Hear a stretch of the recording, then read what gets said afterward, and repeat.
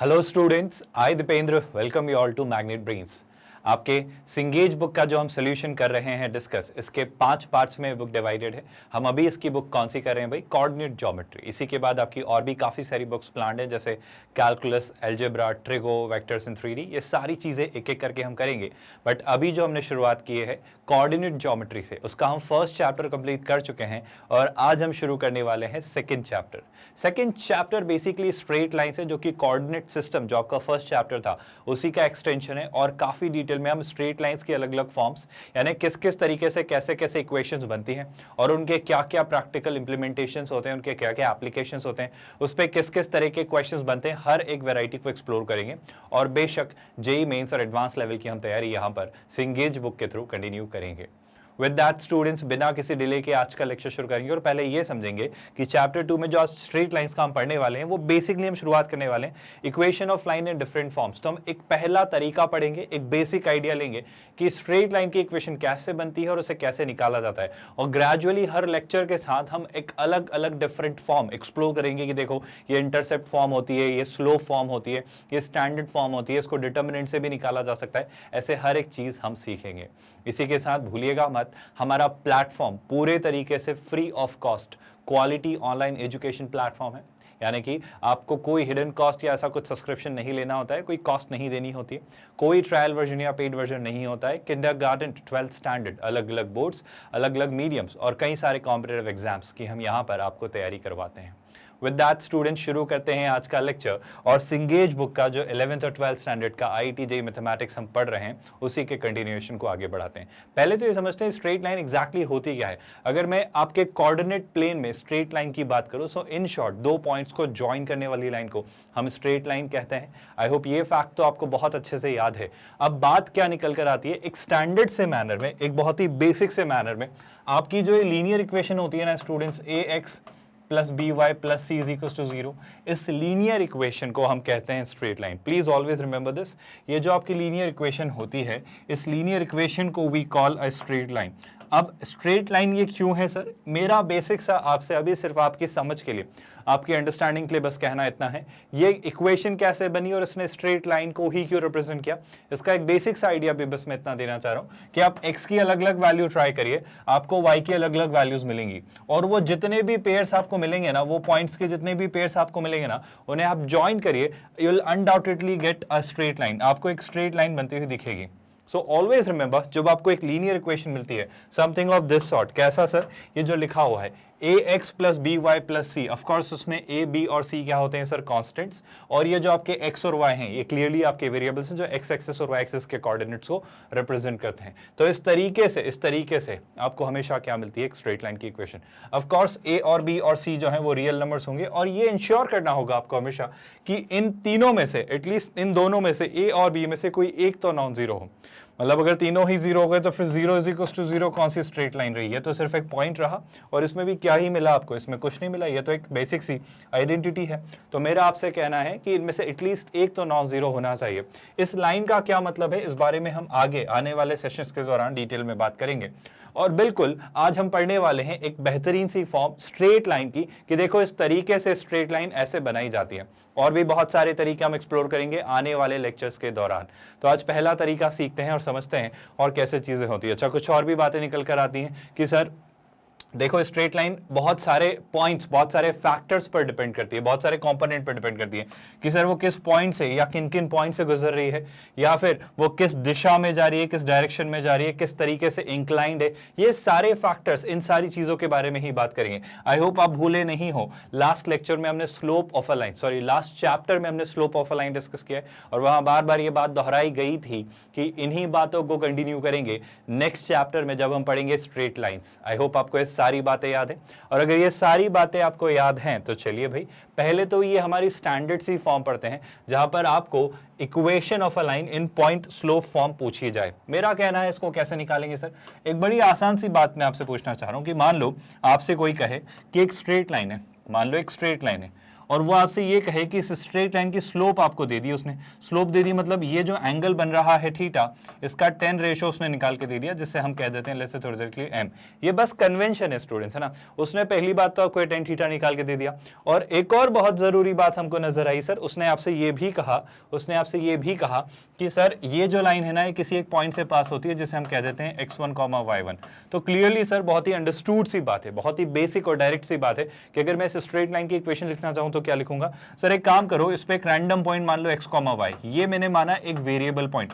आपको याद है ना लोकस वाली अप्रोच, तो x, y इस स्ट्रेट लाइन पे वैरी कर रहा है, ट्रैवल कर रहा है, इस लाइन पे लाई करने वाला कोई भी एक रैंडम पॉइंट है x, y। Can you tell me, अगर मैं कोऑर्डिनेट्स के थ्रू, अगर मैं इस पॉइंट और इस पॉइंट के थ्रू इसकी स्लोप निकालना चाहूं तो क्या होगी सर। बिल्कुल बड़ा बेसिक आइडिया है, y2 - y1, तो y2 - y1 upon of course x2 - x1, ये इक्वल होता है सर इस लाइन की स्लोप के, जो कि क्या है tan थीटा। बस इस तरीके से आप स्ट्रेट लाइन की इक्वेशन लिख सकते हो। आई रिपीट माय स्टेटमेंट, अगर आपको स्ट्रेट लाइन की क्या दे दी जाए, अगर आपको स्ट्रेट लाइन की स्लोप बता दी जाए, अगर आपको स्ट्रेट लाइन की स्लोप बता दी जाए और ये दे दिया जाए कि वो किस पॉइंट से पास होती है, तो इस तरीके से इस आइडिया से आप स्ट्रेट लाइन की इक्वेशन फॉर्म कर सकते हैं। याद रहेगा, इसे बेशक आप सिंप्लीफाई कर लीजिए, पर मैं कह रहा हूं इसे ऐसे ही याद रखिए, एक आसान, बेहतरीन और सिंपल सा तरीका है। क्या ये बात आपको याद रहेगी? आई होप आप भूलेंगे नहीं। उसी का एक्सटेंडेड वर्जन, डिटेल्ड एक्सप्लेनेशन यहां दिया हुआ है, आप चाहें तो इसे देखकर और अच्छे से क्लैरिटी ले सकते हैं। और अगर ये बात समझ आई तो वो यहाँ पर ये लिख रहा है, देखो भाई कि y2 - y1 upon x2 - x1, जो कि होती है उसकी स्लोप, और इसे सिंप्लीफाई किया मतलब x2 - x1 को यहाँ शिफ्ट किया, so y - y1 is equals to m times x - x1, और m is clearly nothing but the slope of the straight line. तो जो स्ट्रेट लाइन की इक्वेशन है जो सबसे ज्यादा तादाद में यूज होती है वो यही है। यानी कि क्या सर, अगर वो x1, y1 पॉइंट से पास हो रही है और उसका पॉजिटिव एक्स एक्सिस के साथ एंगल जो बन रहा है वो थीटा है, तो उस स्ट्रेट लाइन की इक्वेशन आप लिखोगे, y - y1 times tan theta, y - y1 is equal to tan theta times x - x1। x1, y1 वो पॉइंट है जहां से वो स्ट्रेट लाइन पास होती है, और tan थीटा में थीटा वो एंगल है जो ये straight line anti clockwise direction में पॉजिटिव एक्स एक्सिस के साथ क्रिएट कर रही है। भूलोगे तो नहीं, अच्छे से याद रहेगा। और अगर ये बात आप याद रखोगे तो बस थोड़ा और आगे बढ़ते हैं, और अब इस बारे में बात करते हैं कि सर अगर कोई स्ट्रेट लाइन एक्स एक्सिस के या वाई एक्सिस के पैरेलल है तो क्या होगा। वैसे तो हम इस बारे में एक अच्छा डिस्कशन कर चुके हैं, बट फिर भी इस कहानी को थोड़ा और कंटिन्यू करते हैं। अच्छा, एक बात बताओ, ये है आपके एक्स एक्सिस और वाई एक्सिस, और एक और बना लेता हूँ एक्स एक्सिस और वाई एक्सिस। एक केस में वो बना लेता हूँ जब मान लो आपकी जो स्ट्रेट लाइन है वो एक्स एक्सिस के पैरेलल है, एक केस मैं वो बना लेता हूं जो आपकी स्ट्रेट लाइन है वो लेट्स से वाई एक्सिस के पैरेलल है। कोई कंफ्यूजन स्टूडेंट्स, ये क्लियरली आपका एक्स एक्सिस है और ये क्लियरली आपका वाई एक्सिस है। ये क्लियरली आपका क्या है भाई, x axis, and this here is your y axis. In this case मान लो सिंपल सी बात मुझे बताओ कि सर इस स्ट्रेट लाइन पर कोई भी रैंडम पॉइंट अगर मैं ढूंढूं, इस स्ट्रेट लाइन पर कोई भी रैंडम पॉइंट अगर मैं ढूंढूं, मान लो ये कुछ एक फिक्स्ड डिस्टेंस पर है ना, ये कुछ फिक्स्ड डिस्टेंस पर है, ये एक्स एक्सिस से कुछ फिक्स्ड डिस्टेंस पर है क्योंकि एक्स एक्सिस के पैरेलल है, तो कहना है इसे ये जो कोऑर्डिनेट होगा ये होगा 0, a। आप मेरी बात समझ रहे हो नहीं भी, मैं फिर से रिपीट करता हूं, ये जो स्ट्रेट लाइन है ये 0, a, 1, a, 2, a इन सब से पास हो रही होगी। बिल्कुल सर, बड़ी साधारण सी बात है। बस मुझे ये बताओ स्टूडेंट्स कि ये जो स्ट्रेट लाइन है जो कि एक्स एक्सिस के पैरेलल है, एक्स एक्सिस कितना डिग्री एंगल बना रही है सर, ये जो स्ट्रेट लाइन है एक्स एक्सिस के साथ 0 डिग्री एंगल बना रही है, तो इसकी जो स्लोप होगी वो होगी 0। आई होप बड़ी सिंपल सी बात है। बिल्कुल सर। अच्छा, एक बात बताओ, मान लो ये जो स्ट्रेट लाइन है जो कि वाई एक्सिस के पैरेलल है, मान लो ये b डिस्टेंस पर है, ये b डिस्टेंस पर है ओरिजिन से, तो कहना है इसे ये जो इस पॉइंट से पास हो रही है, ये जो इस पॉइंट से पास हो रही है वो क्या होगा सर, वो होगा b, 0, और अगर ये b, 0 होगा तो होगा b, 1, b, 2, b, 3, इस तरीके से b, -1 चलता जाएगा। मतलब it is maintaining a fixed distance. Why? क्योंकि सर ये वाई एक्सिस के पैरेलल है और ये एक्स एक्सिस के पैरेलल है, तो उससे तो एक फिक्स्ड डिस्टेंस मेंटेन करेगी। अब आपका क्या कहना हो रहा है सर, मेरा आपसे कहना हो रहा है स्टूडेंट्स की जरा बताओ, ये जो लाइन है ये एक्स एक्सिस के साथ पॉजिटिव डायरेक्शन के साथ एंटी क्लॉकवाइज डायरेक्शन में कितना डिग्री एंगल बना रही है सर। क्लियरली ये वाई एक्सिस के पैरेलल है तो एक्स एक्सिस के परपेंडिकुलर है ना 90 डिग्री एंगल। तो क्या आप मुझे बता सकते हो tan 90 कितना होता है सर? tan 90 जो होता है ना वो होता है इन्फिनिटी नॉट डिफाइंड, जिसे अभी फिलहाल मैं अपनी सहूलियत के लिए 1/0 की तरह ट्रीट करूंगा। याद है आपको, स्लोप में जब भी हम इन्फिनिटी से डील करेंगे तो स्लोप फॉर्म में हम अपनी सहूलियत के लिए, फॉर आर कन्वीनियंस, हम उसे 1/0 की तरह ट्रीट करेंगे। ऐसा क्यों कर रहे हो sir? Just give me a moment, I will prove it to you कि इसको लेने से क्या फायदा होगा। एक बात बताओ, अभी जो जस्ट हमने सीखा कि सर स्ट्रेट लाइन की इक्वेशन लिखी जा सकती है, लिख सकते हैं क्या? सर मेरा कहना है ये जो स्ट्रेट लाइन है 0, a से पास हो रही है, ये 0, a से पास हो रही है और इसकी स्लोप है 0। तो अभी क्या सीखा सर हमने? y minus y1, so y minus y1 यानी y minus a is equal to tan theta यानी टेन जीरो कितना भाई? 0 इंटू x माइनस x1, और x1 कितना है sir? 0। And do you realize x minus 0 x, लेकिन x into 0, x into 0 कितना भाई? वो 0। तो y minus a is equal to 0 यानी y is equal to a। So क्या आपको ये बात समझ आ रही है? क्या आपको ये बात समझ आ रही है कि x एक्सिस के पैरेलल जो लाइन होती है उसकी इक्वेशन होती है y is equal to a, और a क्या है? वो पॉइंट y एक्सिस पर जहां से स्ट्रेट लाइन x एक्सिस के पैरेलल जो है वो पास हो रही है। क्या बस इतना भर देख के आप मुझे इसकी इक्वेशन बता सकते हो? इन केस फिर भी स्ट्राइक नहीं कर रहा है तो मैं कहूंगा सर सिंपल सा थॉट है, पहले आप बोलो y minus y1, so y minus y1 कितना? y minus y1 0 is equal to 1090 कितना है सर? इन्फिनिटी, जिसे मैं लिख लेता हूँ 1/0 इंटू ऑफकोर्स कितना? x माइनस x1 यानी x माइनस b। क्या आपको रियलाइज हो रहा है? अगर मैं 0 को यहां लेकर गया तो 0 इंटू एनीथिंग इज 0, सो बचेगा x minus b is equal to 0 यानी x is equal to b। So do you realize कि सर कोई लाइन अगर y एक्सिस के पैरेलल है जो कि x एक्सिस पर कहीं b, 0 से गुजरती है तो उसकी स्ट्रेट लाइन की इक्वेशन होगी x is equal to b। I hope आप कंफ्यूज नहीं हो रहे हो और आप ये बात याद रखोगे बहुत अच्छे से कि अगर वो x एक्सिस के पैरेलल है तो y is equal to a, और अगर वो y एक्सिस के पैरेलल है तो x is equal to b। क्या ये पॉइंट, ये फैक्ट, ये कंफ्यूजन आपको क्लियर है अभी? और अगर ये आपको क्लियर है तो बस यही बात यहाँ पर वो समझाने की कोशिश कर रहा है कि इस तरीके से चीजें होंगी कि अगर आपके x1 y1 एक पॉइंट है जिससे वो पास होती है और अगर वो x एक्सिस के पैरेलल है तो क्लियरली उसकी जो इक्वेशन होगी वो होगी क्या भाई? y is equal to y1, अगर वो x एक्सिस के पैरेलल है तो। और सिमिलरली अगर वो y एक्सिस के पैरेलल है तो उसकी इक्वेशन होगी x is equal to x1, अगर वो वही x1 y1 से पास होती है तो। आई होप ये फैक्ट, ये क्लैरिटी आप अच्छे से समझ पाए, और अगर इस कंसेप्ट को आप समझ पाए तो दो बातें सुन लीजिए। For any point on the line, the value of abscissa is x1, abscissa है ना आपका x कोऑर्डिनेट है ना, and each point of the line is at distance x1 from y axis, so the equation of locus is x is equal to x1। ये हम already discuss कर चुके हैं कि y एक्सिस के पैरेलल अगर कोई स्ट्रेट लाइन है जो कि क्लियरली आपके x1 से पास होती है तो आपकी स्ट्रेट लाइन की इक्वेशन क्या होगी? x is equal to x1। I hope आप नहीं भूलोगे। अच्छा सर, इसी तरीके से अगर किसी स्ट्रेट लाइन के परपेंडिकुलर कोई लाइन आती है तो क्या करेंगे? अगर किसी स्ट्रेट लाइन के परपेंडिकुलर कोई लाइन आती है तो क्या करेंगे? इस पे बात करते हैं, समझना बात को। जैसे मान लो आपके कोऑर्डिनेट एक्सिस है और ये आपकी एक स्ट्रेट लाइन है, let's assume that this here is your straight line, है ना, और कोई कहता है कि सर इस स्ट्रेट लाइन के परपेंडिकुलर मुझे एक लाइन चाहिए, I want an equation of a straight line जो कि इस पर परपेंडिकुलर हो। पहली बात तो उसने क्या कहा? उसने आपको कहा कि सर ये जो आपकी लाइन है इसकी इक्वेशन है ax plus b y plus c is equal to 0। अब टेक्निकली आप अगर इस इक्वेशन को थोड़ा और रीराइट करो, कौन सी इक्वेशन सर? ये जो इक्वेशन लिखी है ax plus b y plus c is equal to 0, इसे थोड़ा और रीराइट करो तो मैं लिख सकता हूँ ना b y is equal to minus a x minus c. अगर मैं पूरी इक्वेशन को b से डिवाइड करूँ तो y is minus a upon b times x minus c upon b. अब अगर आप थोड़ा ध्यान से देखो तो मेरा आपसे बस ये कहना है कि जो x का कोफिशिएंट है ये होती है इस लाइन की slope. I repeat my statement, जो यहाँ पर आपका x का कोफिशिएंट है ना, किस फॉर्म में? y is equal to m x plus c. ये जो हमने कन्वर्ट किया ये किस फॉर्म में कन्वर्ट किया? y is equal to m x plus c. अगर आप इस फॉर्म में से कन्वर्ट कर लेते हैं तो जो x का कोफिशिएंट होता है ना वो आपकी स्ट्रेट लाइन की स्लोप होती है। तो ये जो आपकी ग्रीन वाली लाइन है इससे आपने स्लोप जब निकाला तो उसकी स्लोप क्या आती है सर? इस लाइन की जो स्लोप आती है ना, इस लाइन की जो स्लोप आती है, जो इसका टेन थीटा आता है सर, वो आती है कितनी भाई? वो सर आती है माइनस ए अपॉन बी।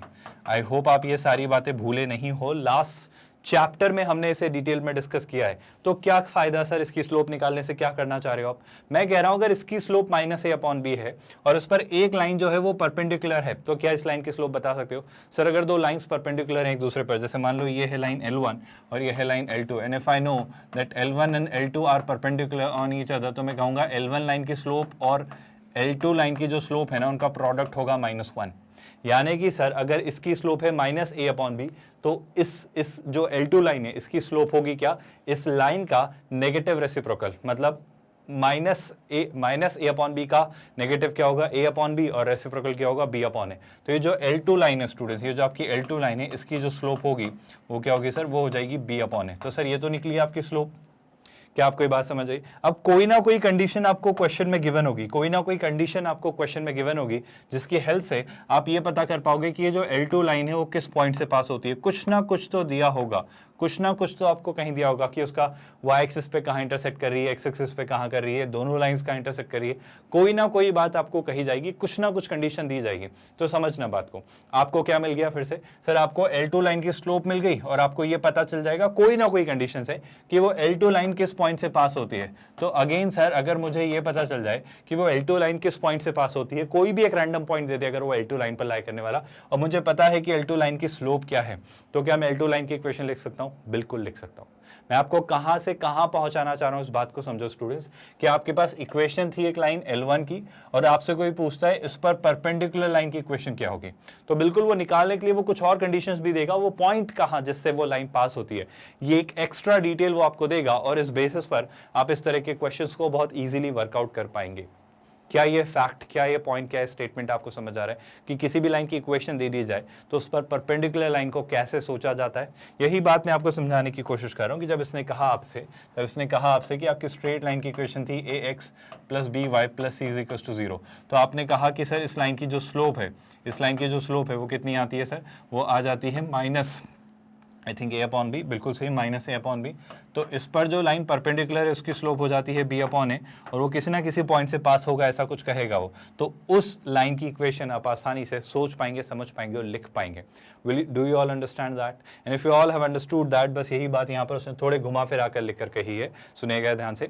वो कह रहा है अगर मान लो आपकी एक स्ट्रेट लाइन है a x plus b y plus c, तो हम जानते हैं सर उसकी स्लोप होती है माइनस ए अपॉन बी, तो इसकी जो परपेंडिकुलर लाइन है उसकी जो स्लोप होगी वो होगी बी अपॉन ए, और अगर उसकी मुझे स्लोप पता चल गई बी अपॉन ए, तो उस स्ट्रेट लाइन की इक्वेशन हो जाएगी बी एक्स माइनस ए वाई प्लस लैम्डा। अब ये लैम्डा कहाँ से आ गया सर, यहाँ तो सी था, तो यहाँ से इसलिए था क्योंकि वो इस लाइन की इक्वेशन थी।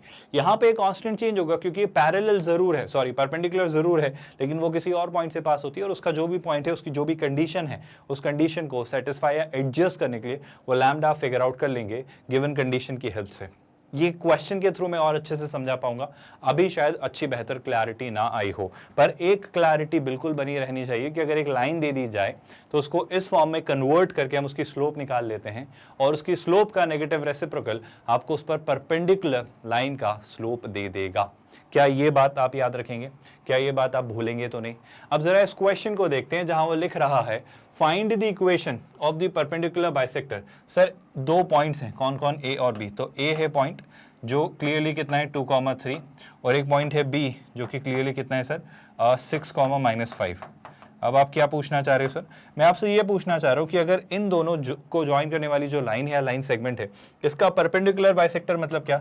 इसका परपेंडिकुलर बाइसेक्टर मतलब एक ऐसी लाइन जो इस पर परपेंडिकुलर हो और इसे बाइसेक्ट करे।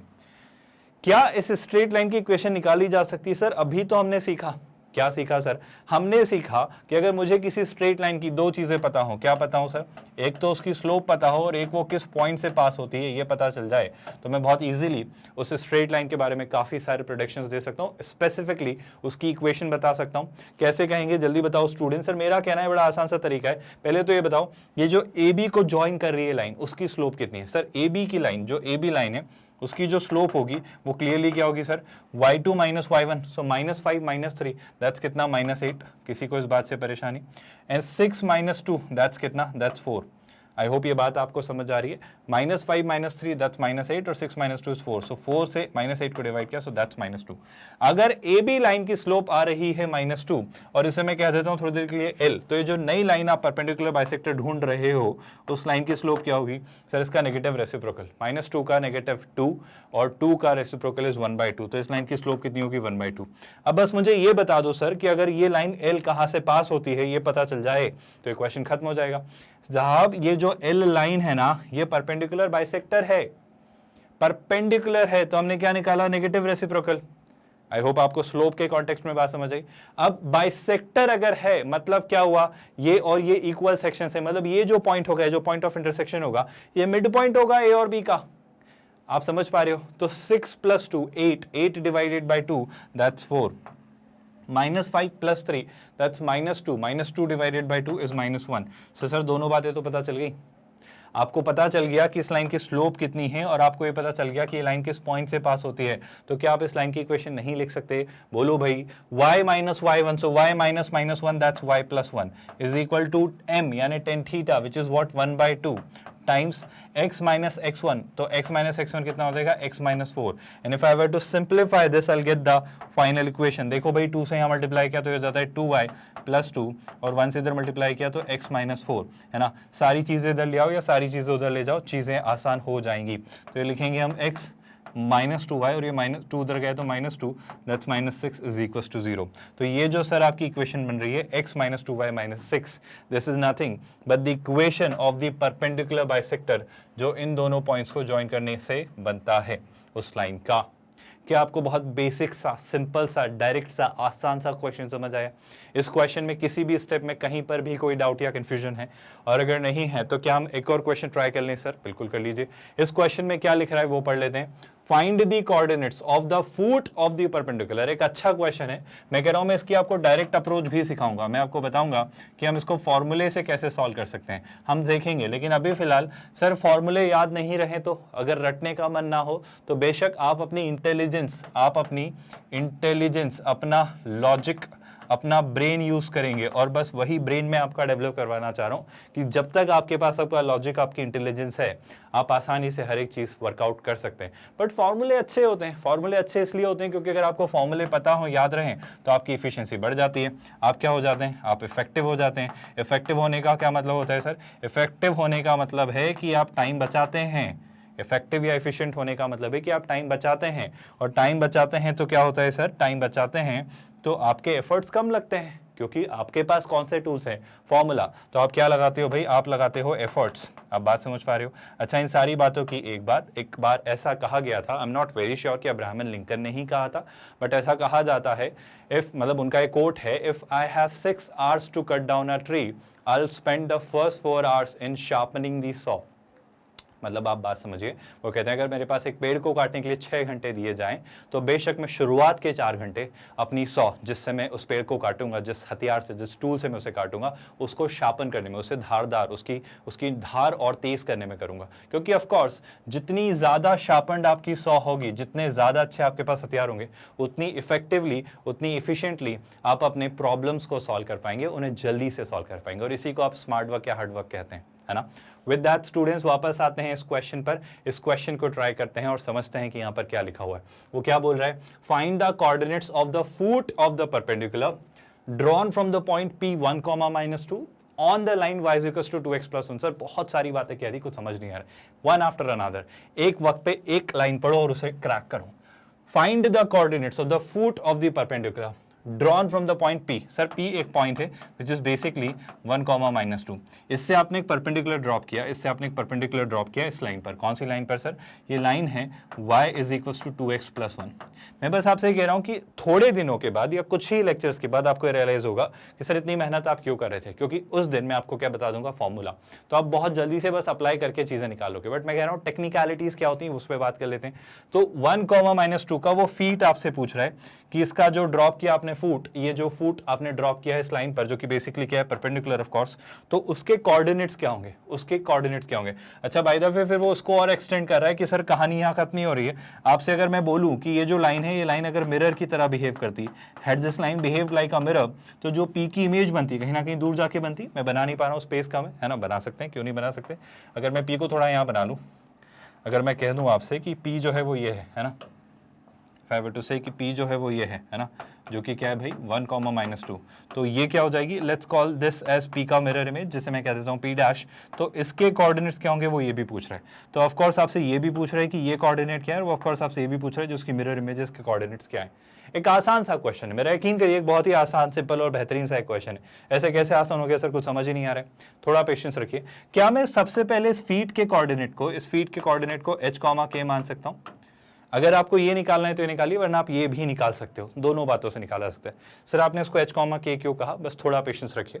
हिंट मैं आपको दे रहा हूं और मैं चाह रहा हूं आप एक बार ट्राई करो। हिंट मैं दे रहा हूं, सुनिएगा ध्यान से। हिंट क्या होगी सुनना।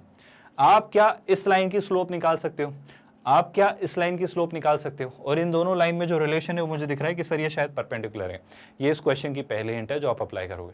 जैसे ही ये थॉट आएगा शायद एच कॉमा के और इस स्ट्रेट लाइन की इक्वेशन में भी कुछ रिलेशन होना चाहिए। क्यों सर? क्योंकि एच कॉमा के इस स्ट्रेट लाइन पर लाई करता है। दूसरी हिंट। तीसरी हिंट, एच कॉमा के जो है वो इसका और इसका मिड पॉइंट है। सर क्या बात कर रहे हो, मिड पॉइंट कैसे हो गया अब ये? क्योंकि जनाब पी का मिरर इमेज है ना पी डैश, तो ये मिरर है, मिरर से जितनी दूर ये उतनी ही दूर ये।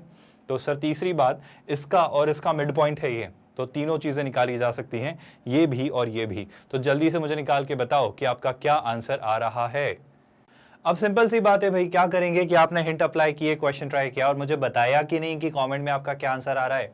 लिख के बताया करो भाई, और अप्रोच भी लिखा करो कि कैसे आ रहा है। सर मेरा कहना है सर सबसे पहले तो आपने एच कॉमा के माना है ना, तो एक बात बताओ, ये एच कॉमा के और 1, -2 से आप क्या करोगे? एक बात बताओ, अगर मैं आपकी सहूलियत के लिए, आपकी कन्वीनियंस के लिए इस लाइन को कह देता हूँ थोड़ी देर के लिए L1 और इस लाइन को थोड़ी देर के लिए कह देता हूँ L2, तो क्या आप मुझे L1 लाइन की स्लोप बता सकते हो? Sir y2 - y1, so k - -2 is k + 2 है ना, तो ये कितनी हो जाएगी? k + 2 और क्या divided by x2 - x1, so this is h - 1, सो ये कितना हो जा रहा है सर? ये आ जा रहा है h - 1। बहुत बढ़िया। और इस लाइन की स्लोप के साथ अगर मैं एक और लाइन जो आपको दी जा रही है, कौन सी सर? ये वाली जो लाइन है, और अगर आप इसे देखो तो ये मुझे y = mx + c फॉर्म में दिख रही है, तो इस लाइन की स्लोप कितनी होगी सर? इस लाइन की स्लोप है 2, तो अगर इस लाइन की स्लोप है 2 और ये वाली लाइन की स्लोप थी ये, तो इन दोनों लाइंस का स्लोप्स का प्रोडक्ट होगा -1। ऐसे कैसे? क्योंकि ये दोनों लाइंस कैसी हैं भाई? परपेंडिकुलर।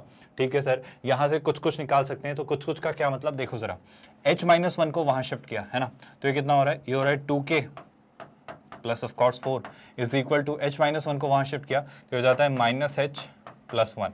कोई दिक्कत तो नहीं है सर। एक काम करते हैं, h को यहाँ ले आते हैं, तो ये हो जाता है 2k + h ऑफ कोर्स, और 4 को अगर मैं उधर ले जाऊं, अगर आपका मन है तो ले जाओ, या इधर ही ले आओ, एक काम करो इधर ही ले आओ, मतलब कोई बड़ी बात नहीं है ना, कुछ फर्क नहीं पड़ना। तो 4 - 1 कितना हो जा रहा है? 3, तो हो जा रहा है +3 = 0। एक रिलेशन h और k में यहां से है। मैं कह रहा हूं सर ये तो दो वेरिएबल हैं, आपके पास एक और इक्वेशन कहां से आएगी? तो हिंट आपको सेकंड भी याद होनी चाहिए कि h, k चूंकि इस लाइन पर लाई करता है तो इसे सेटिस्फाई करेगा, तो k = 2h + 1। अरे समझ आया कि नहीं? तो क्या आएगा सर? k = 2h + 1। अगर k को उधर लाए तो k को उधर लाए तो क्या लिखेंगे सर? उसे हम लिखेंगे, सुनिएगा ध्यान से, 2h है ना -k और ऑफ कोर्स +1 = 0। कोई तकलीफ किसी भी स्टूडेंट को जो अभी हमने क्या किया, k को उधर लेके गए तो 2h - k + 1। तो h और k में ये पहली इक्वेशन, h और k में दूसरी इक्वेशन, और अगर ये इक्वेशंस मिल ही गई हैं तो इन्हें सॉल्व कर लें। क्या सर? सॉल्व करने के लिए एक छोटा सा काम कर लो, आप इस इक्वेशन को 2 से मल्टीप्लाई कर दो, इस इक्वेशन को 2 से मल्टीप्लाई कर दो और इन्हें ऐड कर दो, तो 2k से 2k cancel, 4h + h 5h, ये कितना हो जा रहा है? +5 = 0। सर इससे क्या फायदा है? इससे मुझे h मिल जा रहा है। h की वैल्यू कितनी आ रही है सर? h की वैल्यू ध्यान से देखो आप कितनी आ रही है, 5 उधर गए तो -5, -5/5 इज -1, तो h की वैल्यू आ रही है -1। सर h की वैल्यू जो -1 आ रही है वो यहाँ या यहाँ रख देते हैं, मैं काम करता हूँ यहाँ रखता हूँ, तो 3 - 1 कितना? 2 उधर गए तो -2, तो 2 इज -1, तो k की वैल्यू भी कितनी आ रही है सर? -1। तो h और k दोनों ही कितने आए? -1। इससे क्या, इससे ये हो जा रहा है भाई, इससे ये हो जा रहा है सर कि अगर आप ध्यान से देखोगे तो अब आपको कोऑर्डिनेट तो मिल गए किसके? फीट के, जो कि क्या होंगे? Of course -1, -1। तो ये जो कोऑर्डिनेट है ये है -1, -1। क्या आप मेरी हेल्प कर सकते हो P' निकालने में? बताओ भाई कैसे निकालेंगे P'? कि आपको स्ट्राइक कर रहा है कि सर क्लियर सी बात है, P' और P का ये था मिड पॉइंट, आप समझ पा रहे हो? जैसे अगर मैं इसके कोऑर्डिनेट थोड़ी देर के लिए मान लेता हूँ स्मॉल a और स्मॉल b, तो आपको बात समझ आ रही है ना? Small a + 1 divided by 2 will be equal to -1। मेरा बस आपसे कहना है इसका डबल करो और इसे सबट्रैक्ट कर दो, आपको ये मिल जाएगा। आपको प्रोसेस याद है ना ये? तो क्या किया? -1 का डबल -2, -2 -1 -3, तो P' के जो कोऑर्डिनेट आ रहे हैं x कोऑर्डिनेट होगा -3। सिमिलरली -1 का डबल -2, सुनेगा बहुत ध्यान से, -1 का डबल -2, -2 -2 यानी -2 + 2 दैट्स 0। तो ये आ रहे हैं इसके किसके कोऑर्डिनेट स्टूडेंट्स, ये आपके आए इसकी मिरर इमेज के कोऑर्डिनेट्स। दोनों चीजें अच्छे से देख लो, दोनों चीजें अच्छे से समझ लो, क्योंकि कई सारे स्टूडेंट्स की ये एक रिक्वायरमेंट आती है कि सर हमें आप थोड़ा लिखने का भी टाइम दिया करो। मेरा कहना है इसमें क्या लिखना है, फिर भी अगर आपको लग रहा है तो लिख लीजिए, पर इस प्रोसेस को, इस मैथड को अच्छे से समझ लीजिए जो हमने इस तरीके से सॉल्व किया। क्या ये सारी बातें आपको समझ आई? अभी हमने ये सीखा कि स्ट्रेट लाइन की इक्वेशन एक बेसिक सी स्टैंडर्ड फॉर्म में कैसे बनाई जाती है जब आपको उस स्ट्रेट लाइन की स्लोप और वो किस पॉइंट से गुजर रही है दी गई हो, और ऑफ कोर्स उसके परपेंडिकुलर अगर कोई लाइन हो तो उससे कैसे डील किया जाता है, उस पर एप्लीकेशंस कैसे बनते हैं, उनको हमने डील करना सीखा। इसके और अलग अलग वेरिएंट्स, अलग अलग वर्जन्स हम एक्सप्लोर करेंगे आने वाले लेक्चर्स के दौरान। इस लेक्चर में तो कहीं कोई परेशानी या दिक्कत नहीं है स्टूडेंट्स, और आप ये तो नहीं भूले हैं ना कि हमारा प्लेटफॉर्म पूरे तरीके से free of cost quality online education platform है, यानी किंडरगार्टन टू 12th स्टैंडर्ड, अलग अलग बोर्ड्स, अलग अलग मीडियम्स और कई सारे कॉम्पिटिटिव एग्जाम्स की तैयारी हम आपको करवाते हैं एब्सोल्युटली फ्री ऑफ कॉस्ट। कोई पेमेंट नहीं देना है, कोई हिडन कॉस्ट नहीं है, कोई सब्सक्रिप्शन नहीं खरीदना है, कोई ट्रायल वर्जन या पेड वर्जन नहीं है। या तो आप चाहें तो हमारी वेबसाइट magnetbrains.com या हमारा यूट्यूब चैनल मैग्नेट ब्रेन्स पर जाकर सारी चीज़ें सिस्टमैटिकली ऑर्गेनाइज्ड मैनर में एक्सेस कर सकते हैं। इसी के साथ साथ स्टूडेंट्स, अगर आप नोट्स या पीडीएफ्स की एक्सेस चाहते हैं तो हमारी ई बुक्स के लेकर भी आप हमारी टीम से कांटेक्ट कर सकते हैं। गेट नोट्स आपको एक लिंक दिखाई देगा डिस्क्रिप्शन पे, वहाँ क्लिक करके आप हमारी टीम से उसको लेकर भी कम्युनिकेट कर सकते हैं। आई होप ये सारी बातें आप याद रखेंगे, और इन सबसे भी ज़्यादा ज़रूरी बात स्टूडेंट्स, अगर ये लेक्चर्स आपको पसंद आ रहे हैं, इनसे आप काफ़ी कुछ सीख रहे हैं, तो लाइक ज़रूर करिए। चैनल पर होने वाली हर एक्टिविटी से हमेशा अपडेटेड और इन्फॉर्म्ड रहने के लिए हमारे चैनल को सब्सक्राइब करके रखिए। And the most crucial part students, हम चाहते हैं कि एक फ्री ऑफ कॉस्ट प्लेटफॉर्म है, तो हम चाहते हैं कि आप इसे ज़्यादा से ज़्यादा लोगों से शेयर करें ताकि वो भी इससे बेनिफिट हो पाएँ और अपनी IIT JEE मेंस और एडवांस की तैयारी को कंटिन्यू कर पाएँ। With that we are calling it a day here students. ख्याल रखिए अपना। Thank you so much.